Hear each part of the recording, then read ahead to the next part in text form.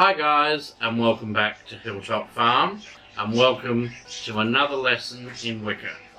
Lesson 3. Lesson 3 is about the Wheel of the Year. Now, the Wheel of the Year. Witches see the endless cycle of the seasons in terms of a turning wheel. We call this the Wheel of the Year. Most Wiccans recognise 8 seasonal turning points. On or around these 8 dates, we celebrate our great rituals and Sabbats. It is by celebrating these Sabbats that we attune ourselves to the seasonal rhythms of nature. Traditionally, the Wiccan year follows both a solar and lunar cycle. Thousands of years ago, human beings would mark the passing of time based on the moon phases and the cropping and hunting cycles. These are the times of celebration as we mark the turning of the Wheel of the Year. There are 4 predominantly solar rituals and 4 predominantly earth-related ones. The solar ones are Litha, Marbon, Yule, and Ostara. These are essentially male god rituals, where we celebrate the phases of the sun. The 4 earth-orientated seasonal dates are Imbolc, Beltane, Lammas, and Samhain.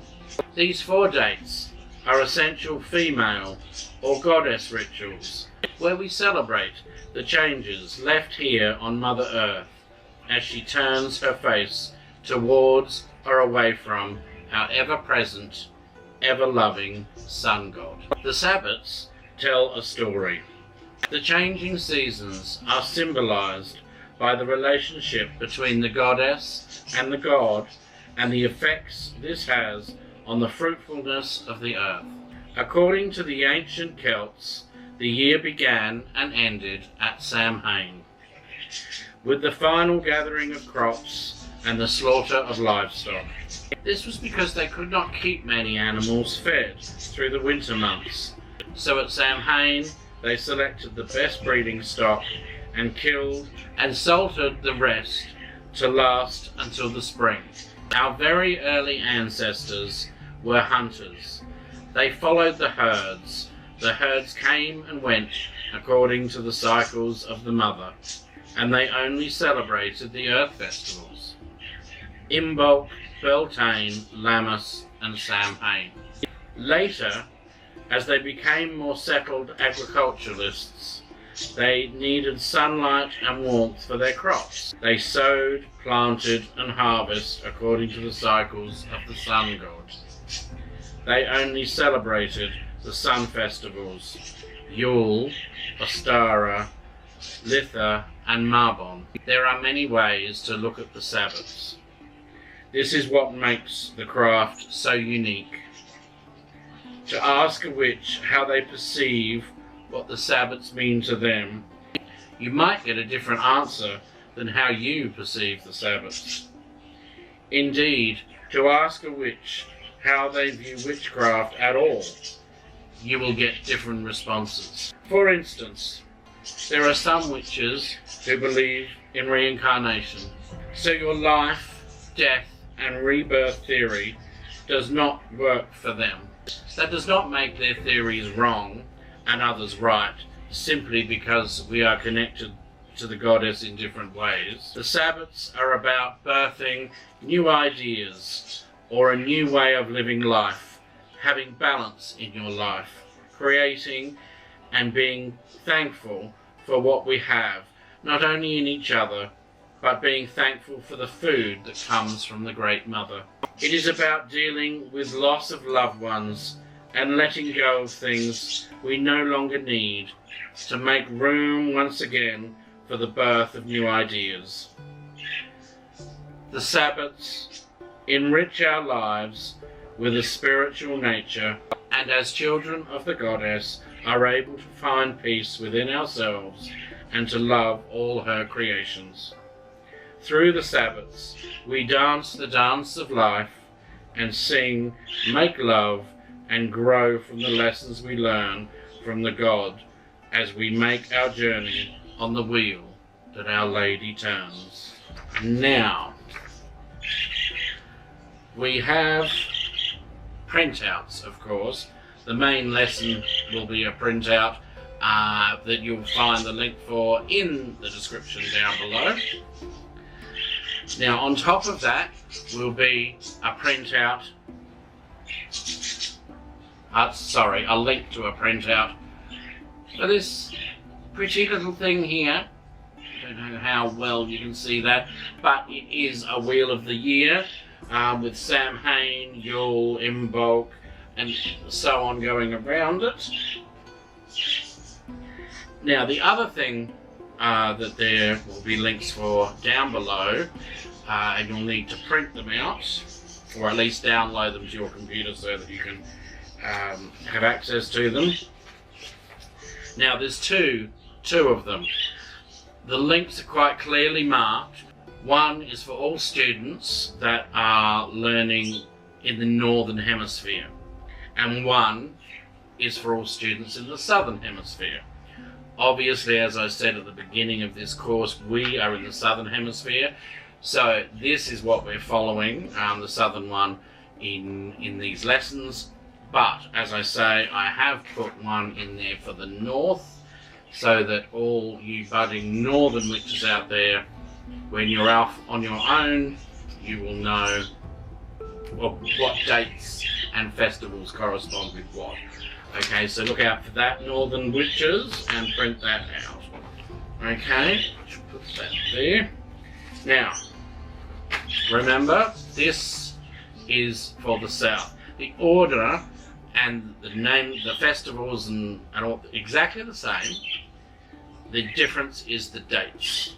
They're opposite on the wheel, obviously, because we have our seasons opposite to each other. So, the Wheel of the Year consists, and that's the other thing I will mention, you will see on this list there are multiple names for each festival. Everyone has different names they call them, different followings, different paths of Wicca use different terminology. You pick what you are drawn to. I've already read out the names of the 8 Sabbats, and that's what I call them. That's what they will be referred to through this course. But that doesn't mean to say that the other names are incorrect. They're just used by people in other branches of Wicca. So whatever you are drawn to, you may use. To be honest with you, some of them I can't even get my tongue around, so I'm not even going to attempt it. But when you print it out, you will see. We start with Samhain. Samhain marks the end of the year and the start of the new year, and is the most important Sabbath. It is the time to remember the ancestors, and the time to celebrate the harvest and all that's been accomplished over the year. And that is for the South. April 30th is the last day of the year. May 1st is the first day of the year. We here celebrate. The actual celebration is actually on April 30th of an evening. That's when we hold it, and we basically it's like seeing out the old year, seeing in the new. In very much the same way as most people around the world do see the new year in on the more conventional calendar. Except the drunken revelry is not quite as bad here. Anyway, the next festival is Yule. Ring a bell? Yes. June 21st, Yule. Yule is the longest night and the shortest day of the year. This is the time to celebrate the return of the light. Yule is the solar turning of the tides, and the newborn sun offers a fresh start, and literally a new day. It is a time of renewal and hope. The next one in the list is on August 1st and is Imbolc. Imbolc is a preparation for spring.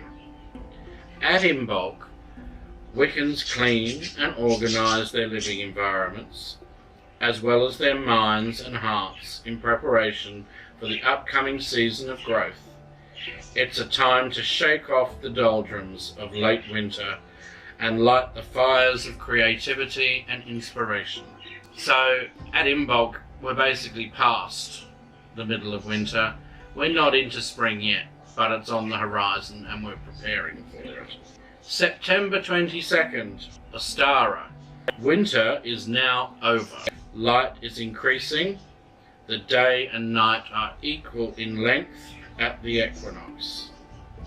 Spring has arrived or is coming soon. Ostara is the time of fertility, birth and renewal. The ice is thawing and the growing season for plants and animals begins. Growth is the theme of this day. You see a pattern emerging, can you? Yeah, it's all about the seasons. Moving on to October 31st, Beltane. I will just point out some of the other names for Beltane are, or one of the other names I should say, sorry, is May Day. That's because in the north it is celebrated end of April, beginning of May. So that's why it was called May Day. But we're down south, we have the opposite. So we call it Beltane. Beltane is the time of the marriage and the union of the goddess as Mother Earth and the god of the greenwood. It is an ancient fertility festival, marking the beginning of the planting cycle. The festival was to ensure a good growing season and a bountiful harvest. Beltane is light-hearted and joyful. Next on the calendar is December 21st. Litha. Litha is the longest day and the shortest night of the year. Light triumphs, but will now begin to fade into darkness as autumn approaches. The crops are planted and growing. The woods and forests have reached their peak fulfillment. This is a time of abundance for wildlife, including people. The holiday is a joyous one. Then we move along to February 2nd. Lammas. For the ancient pagans, Lammas was a time for both hope and fear. They held hope for a bountiful harvest and abundant food, but they feared that the harvest wouldn't be large enough and that the cold months would be filled with struggle and deprivation. At Lammas, modern Wiccans also faced their fears.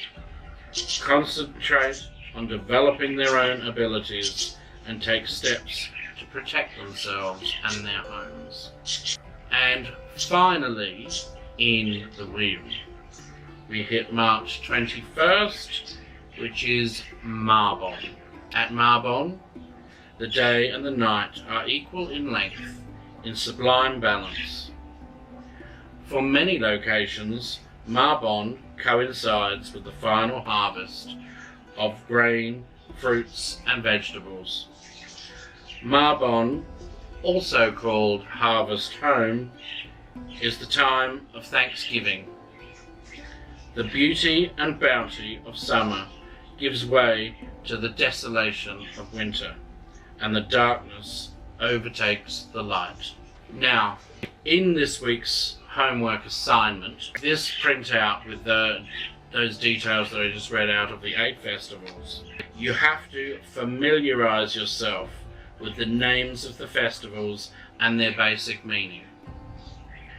You don't have to use, as I say, the other names. You find a name that you're comfortable with for those festivals, but you need to know what some of the other names are, because you need to recognise them. When other people use them, you won't know what they're talking about, so you need to know that.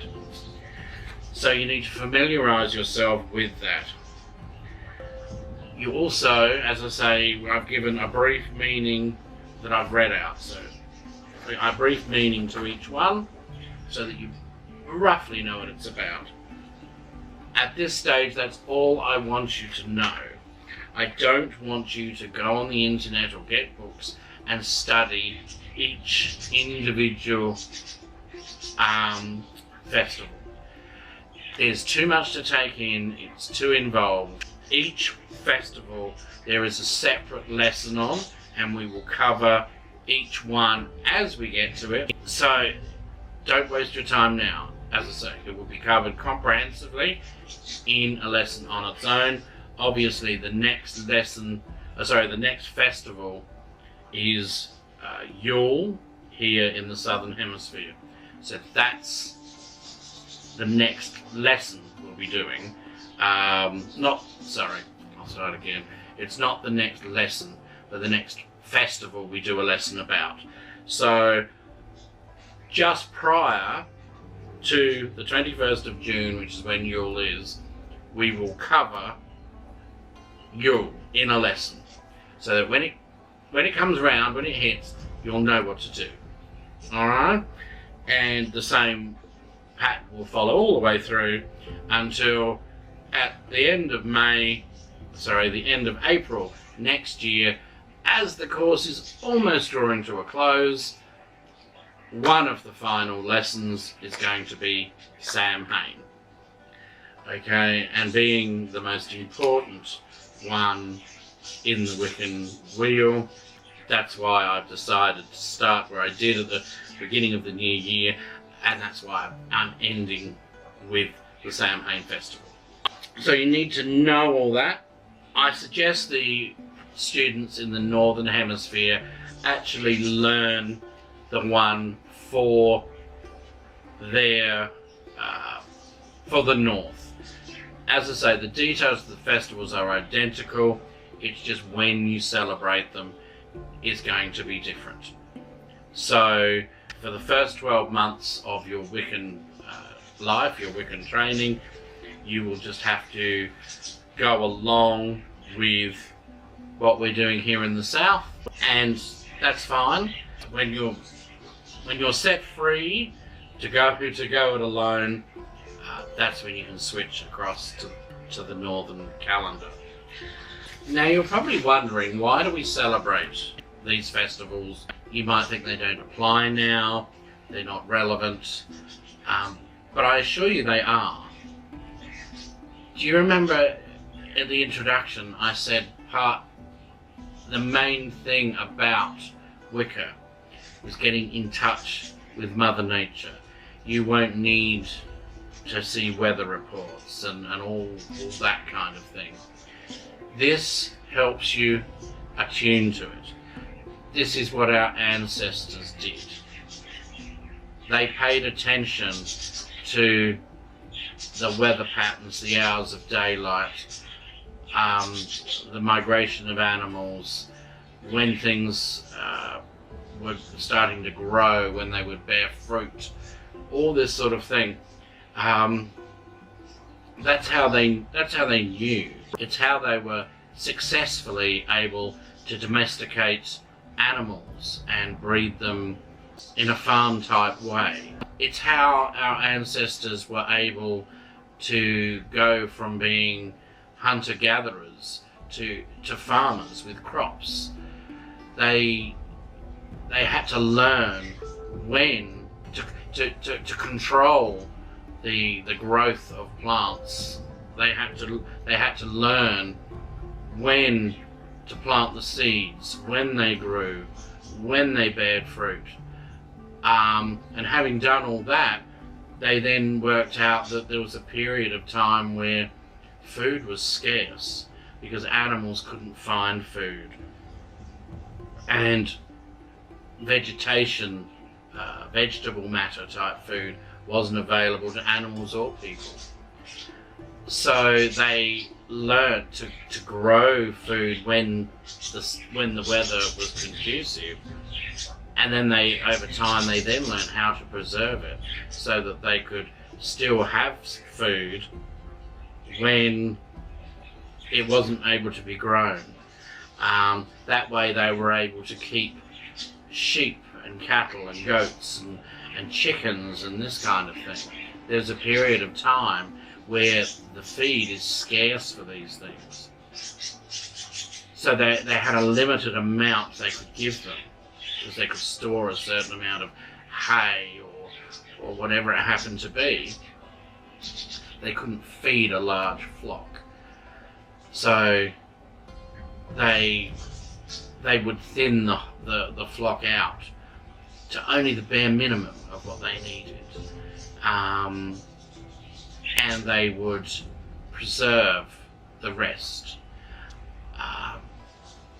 But of course in doing so, there's nothing, if you're going to kill a load of chickens, for example, there's nothing like fresh chicken, as opposed to, for example, chicken meat that's been made into a jerky or something like that. It's not unpleasant, but you'd soon get sick of it. So when they'd have those festivals, when they'd have those times where they were culling all their chickens, for example, or culling sheep and preserving them to last them through the winter, that week or so where they were doing all the culling, meat was bountiful. So they had these feasts and these festivals to celebrate.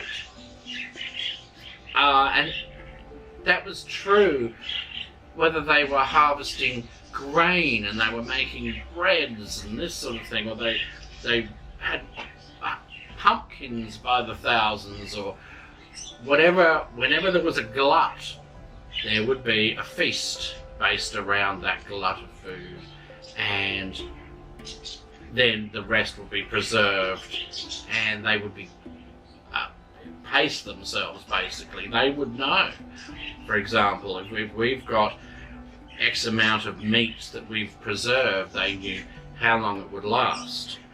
They knew how long it had to last, because it's going to be a certain time before we can have fresh lambs that we can cull again.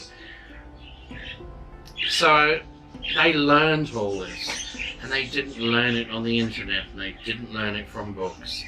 A certain amount was passed from their forefathers, but they learnt it. They learnt it off the land by observation and by living it. And that's what we are trying to do here. We are trying to wake up that dormant part of your brain that we all have, but has not been in use for hundreds of years. We have to wake it up. And to do that, we wake it up by making it acknowledge all these festivals, what they're about, and preferably actually participate, getting your hands dirty. That's going to be obviously more lessons further down the track. But this is the start of the real stuff. This is the start. This is where we're learning about nature, about the cycle of nature from one point in the year doing complete revolution back to that same point. This is where it starts. We all know it in theory, but we all know it in theory only. We know in winter that it gets dark early and we have to carry an umbrella and we get wet, and in summer the sun doesn't go down till late, so we can have barbecues and it's hot and we walk around in shorts and a t-shirt. We know all that, but this will take it to a whole nother level, believe me. It's exciting, and I look forward to sharing it all with you. Okay, so don't forget, down below in the description you will have your lesson 3 handout. You will have this pretty little picture that you can either have as a decoration, or you might want to shrink it down or something and have it in your book of shadows. You may want to use it if you're an arty-farty sort of person. You may want to use that as give you ideas for making up your own that can eventually go into your Book of Shadows. So it's up to you, but there's a link in the description below to print out that. There are 2 links in the description below for these, which are the Wheel of the Year descriptions, one for the north and one for the south, or one for the south and one for the north. Okay, now all that is in the description below, and as I say, your homework this week is to study it, get familiar with it, try and remember as many of the names as you can, and try and be familiar with which festival represents what, and try and study the one for your particular hemisphere. Alright? Okay, that's the end of lesson 3. I want to thank you for joining us here. There are all sorts of books and information about Wicca, about the Wheel of the Year. As most of you know, we are an affiliate with the Book Depository in the UK. They do free shipping worldwide and are extremely good to deal with and reliable and fast. There is a link below, down in the description below this video, that will take you through to the affiliate of ours.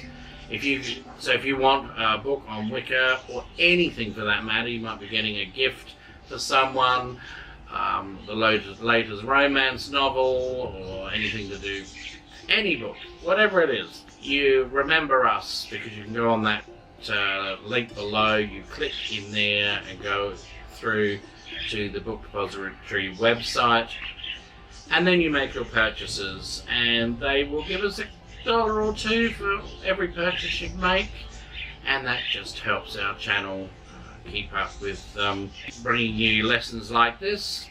Also down below you will find the email address to the school. Remember, we are Hilltop School of Witchcraft, and as I say, the email address is down below. If you have any questions at all, you can leave them either in the comments below, or if you'd rather not, if it's long and involved or it's of a personal nature, you are more than welcome to email me at the school. As I say, the email address is down below, but it is Hilltop School of Witchcraft, all one word, at outlook.com, and you just address the subject. In the subject box, you just address it to me. So that is it for this week. Join me again next week for lesson number 4. If you enjoyed this video, give it a big thumbs up. Make sure you subscribe to the channel and you hit the little bell next to the subscribe button, so hopefully you'll be notified whenever a video is loaded. And until next time, it's goodbye from a Hilltop Farm. See ya!